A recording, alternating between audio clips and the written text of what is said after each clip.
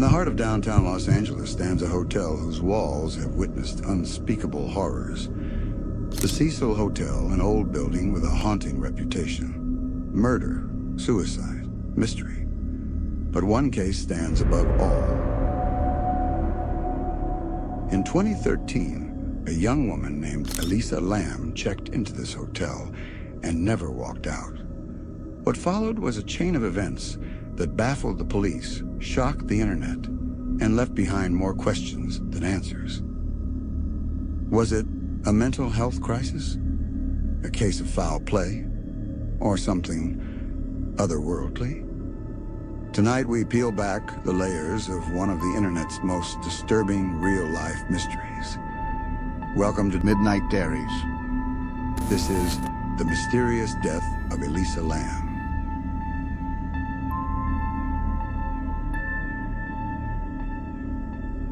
Elisa Lam was just 21 years old. A college student from Vancouver, Canada, she loved books, writing, and sharing thoughts on her Tumblr blog, Nouvelle Nouveau. She also struggled quietly with bipolar disorder and depression. But online, she came across as thoughtful, artistic, and deeply introspective. In January 2013, Elisa took a solo trip across California. She traveled by train and bus, stopping in San Diego and eventually reaching Los Angeles. She checked into the historic Cecil Hotel on January 26th. The Cecil was known for budget rooms and dark history, a history Elisa might not have fully understood.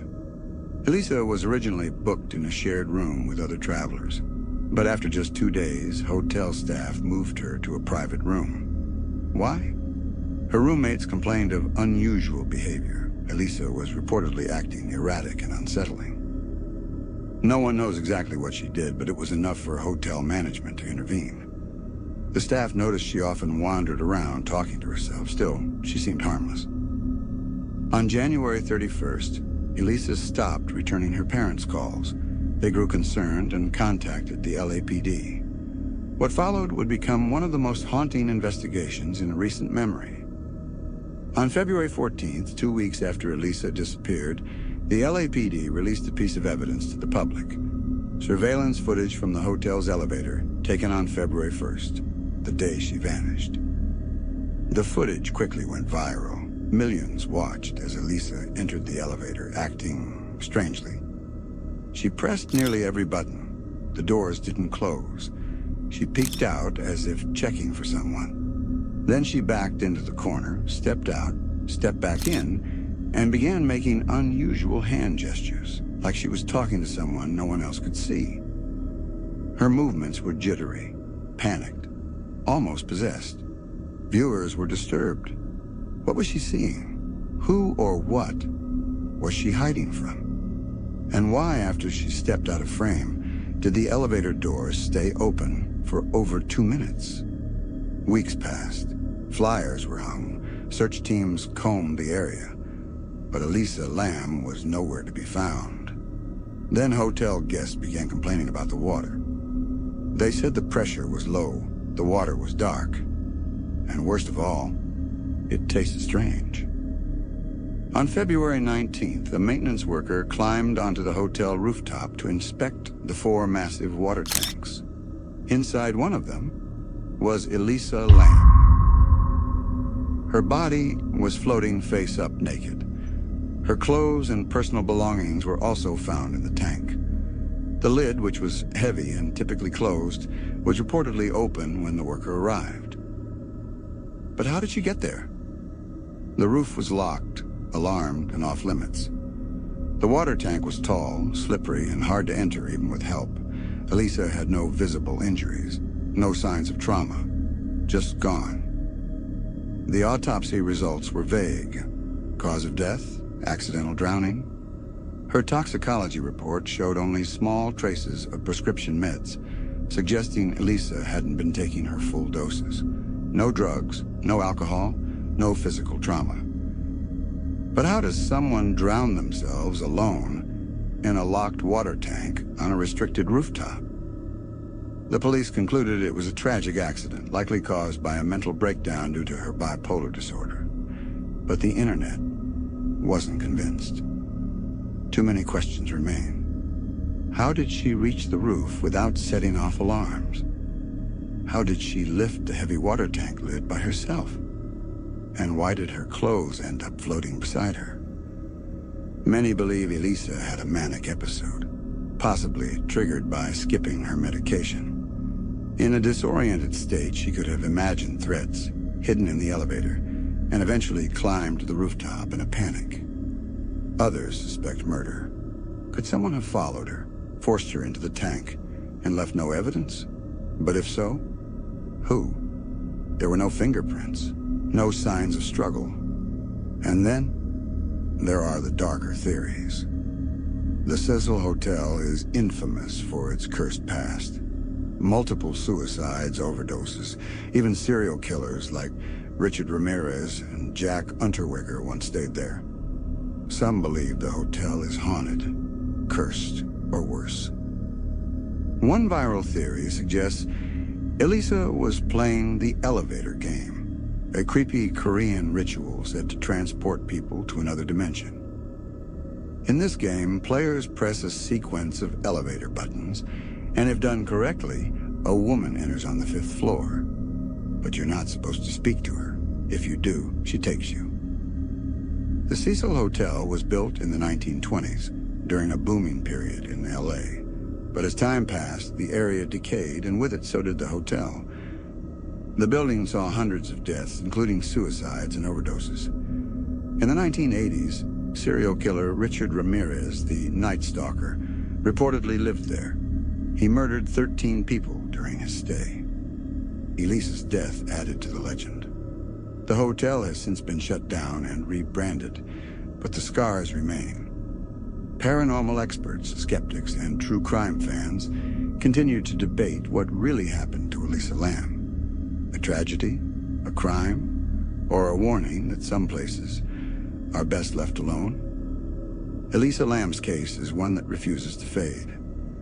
Every year, new videos, theories, and documentaries emerge, but the truth remains elusive. What do you think happened that night in the Cecil Hotel? Was it a tragic accident? A crime that was never solved? Or did Elisa encounter something beyond human understanding? Leave your thoughts in the comments below. And if you enjoy real-life mysteries, subscribe to S.Heap's Stories. We tell the stories the world can't explain. Until next time, stay curious, stay cautious, and never ride the elevator alone at night.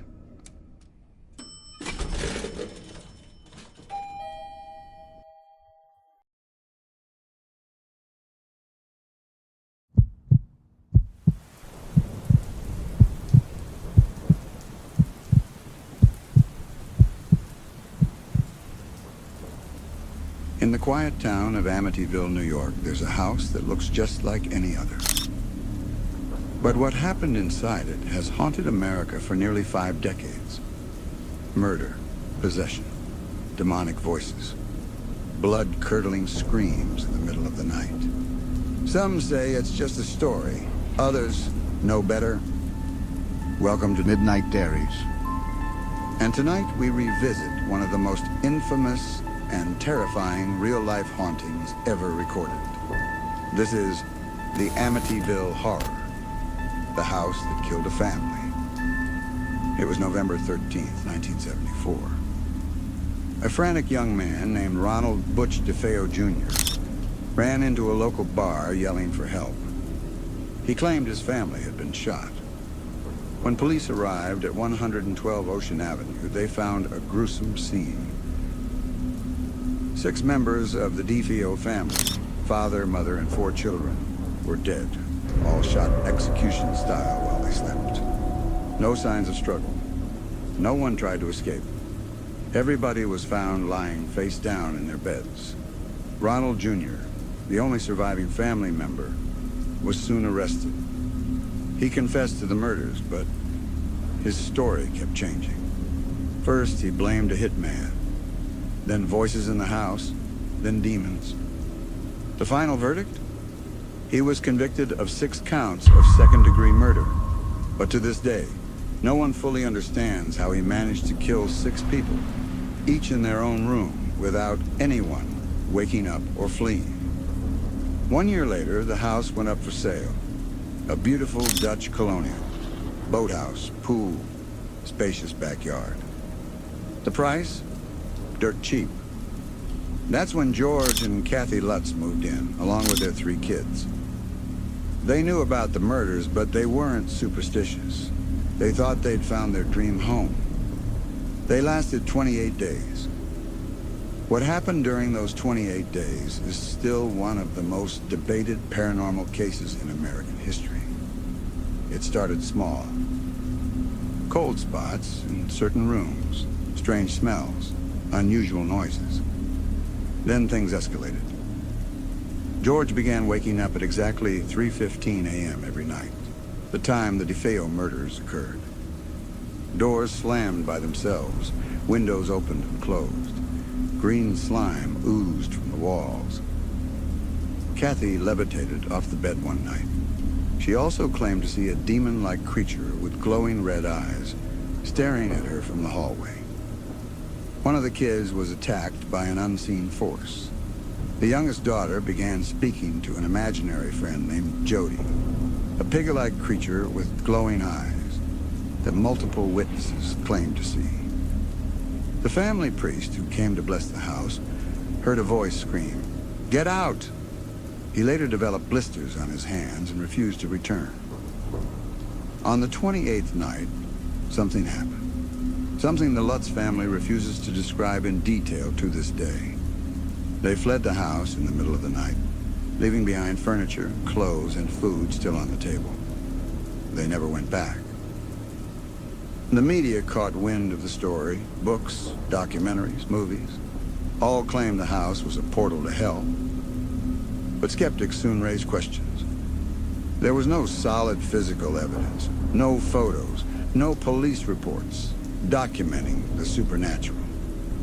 Some claimed the Lutz family made it all up for money. Even Butch DeFeo himself changed his story again, claiming the Lutz's experiences were fake and exploitative. But then came the investigators. Famed demonologists Ed and Lorraine Warren, yes, the real-life couple behind the Conjuring movies, entered the house in 1976. They reported overwhelming malevolent energy.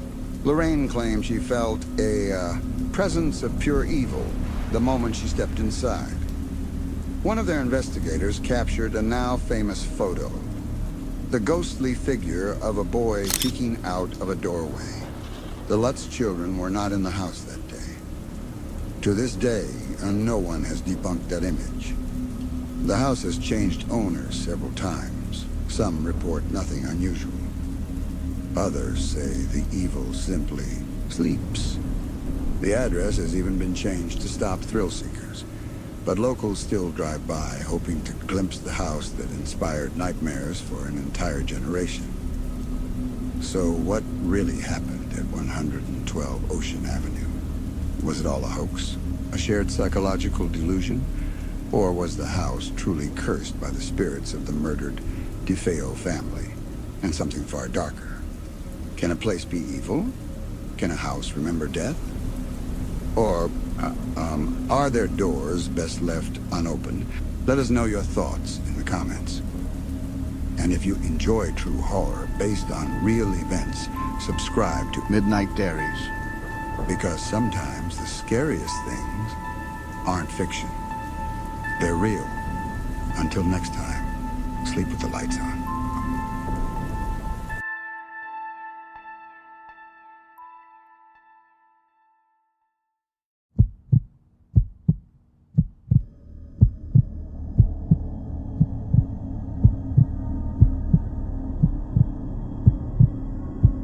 Deep in the mountains of Nagano, Japan, there is a trail few dare to walk. Locals call it the Whispering Path, a narrow, twisting route near Mount Ontake that runs beside a forgotten Shinto shrine, half buried in moss, left to rot. In 1989, something happened here that would shake the entire prefecture, and then disappear from headlines, just as mysteriously as it began. A missing child, strange footprints, and a wooden talisman, scorched from the inside. Tonight on Dark Room Diaries, we bring you a story whispered through generations, but never truly explained. This is The Vanishing Village Boy, Japan's Unsolved Mountain Mystery.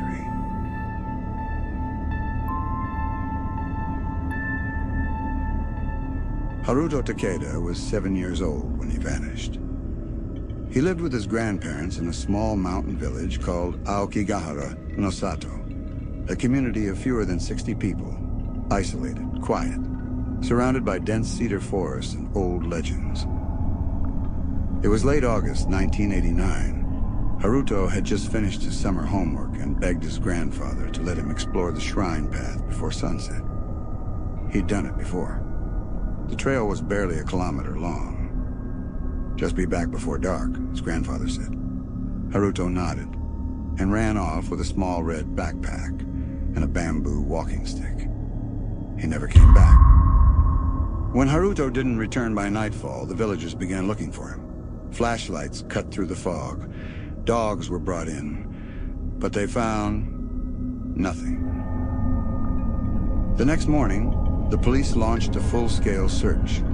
Hundreds combed the woods. Drones were sent. Helicopters, scent dogs. On the third day, they found something. Haruto's backpack, torn open, hanging from a tree 12 feet above ground. His walking stick, stuck straight into the soil, upright, like it had been placed there, carefully. And beneath it, a wooden talisman from the old shrine. A charm said to ward off mountain spirits. But this one was different. It was charred from the inside out, as if something had burned it, without fire. A retired monk named Yamada, who lived on the edge of the woods, came forward days later with a chilling statement. He said that around the time Haruto vanished, he heard 3 knocks on his door, an old superstition in Japan that's believed to foretell death. When he opened it, no one was there. But in the distance, he saw something. A tall, thin figure standing completely still among the trees. Its limbs wrong, its neck too long. He thought it was a trick of the fog until he blinked, and it was gone. Local folklore speaks of a forest spirit called Toro no Kami, the lantern god. But it wasn't worshipped. It was feared. The spirit was said to appear as a tall humanoid with a glowing mouth, luring lost travelers deeper into the woods. If it marked you, your lantern, or in modern terms, your flashlight, would flicker, then go dark. Haruto's flashlight was never found. But 6 months later, during the spring melt, something else was. A hiker passing through the now abandoned trail found a piece of red fabric tangled in a high branch. DNA confirmed it was Haruto's. The branch? Over 20 feet off the ground, far higher than any 7-year-old could reach. And near the base of that same tree, carved into the bark, were 3 symbols no expert could translate. Not Japanese, not Chinese, not even Ainu. They appeared to glow faintly at night. Photos were taken, but every printed image came out distorted, blurry, like the camera had glitched or refused to see. The case was closed in 1991 as an unsolved disappearance. No suspects, no body. The villagers quietly held a funeral, and then, one by one, they left. By 1995, Aokigahara no Sato was a ghost town. The only thing that remained was the shrine, now completely collapsed, and a rusted sign nailed to a tree. It reads, "Do not follow the voice after sunset." Some believe he was taken by a wild animal. Others think he got lost and perished. But those who lived in that village don't believe he ever left the forest. Every few years, hikers report strange whispers, cold air, even laughter, where no one should be. One man even claimed he saw a child's red backpack, untouched by time, resting on a moss-covered rock. Is it a legend, a tragedy, or a warning that some mountains remember? You decide. And if you crave true horror, rare, buried, and real, subscribe to Midnight Diaries. Because the scariest stories are the ones no one talks about. Until next time, don't answer the door after 3 knocks.